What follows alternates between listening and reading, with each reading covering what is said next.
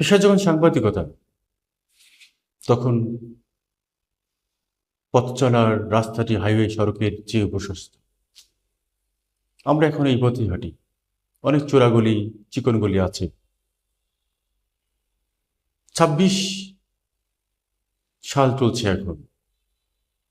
৩৬ জুলাই ২০২৪ থেকে এ পর্যন্ত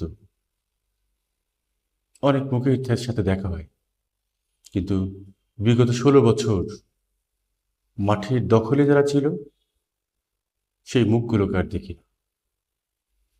আমরা গতকাল আমরা এটা নিয়ে কথা বলেছি আমার সিনিয়র এক সাংবাদিক বিশ্লেষকের সাথে। তিনি বলেছেন এটি আওয়ামী লীগ নিজেরাই সৃষ্টি করেছিল। এখন আওয়ামী লীগের সামনে চোখে মুখে হতাশা ছাড়া অন্য কোনো কিছু নেই, এবং এখন তাদেরকে মধুর অপেক্ষার জন্য বসে থাকতে হবে, মধুর অপেক্ষা নিয়ে বসে থাকতে হবে। কেন? অন্তর্বর্তীকালীন সরকার সন্ত্রাস বিরোধী একটি অধ্যাদেশ করেছিল। সেই অধ্যাদেশ করে আওয়ামী লীগকে নিষিদ্ধ করেছিল, কার্যক্রম নিষিদ্ধ করেছিল।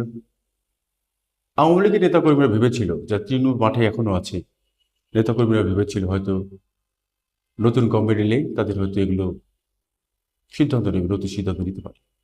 কিন্তু না, নতুন সরকার, ত্রয়োদশ সংসদ নির্বাচন হবে, নতুন সরকার এসেই এটাকে আবার সংসদে এই অধ্যাদেশটিকে বিল আকারে পাশ করে দিয়েছে, যার কারণে আওয়ামী লীগের কার্যক্রম, আমার সংগঠন নিষিদ্ধই থাকছে। এই পথটা কিন্তু আওয়ামী লীগই করে দিয়েছে, কারণ বিগত ১৬ বছর তারা কোনো রাজনৈতিক দলকে তাদের সামনে দাঁড়াতে দেয়নি। এখন তারা মাঠ থেকে বিচ্ছিন্ন। একটা বিষয় আপনি ভেবেছেন যে ৩৬ জুলাই হত্যাকাণ্ড যেগুলো হয়েছে, বিশ্বের কোন মানুষ বলবে না যেটি অপরাধ?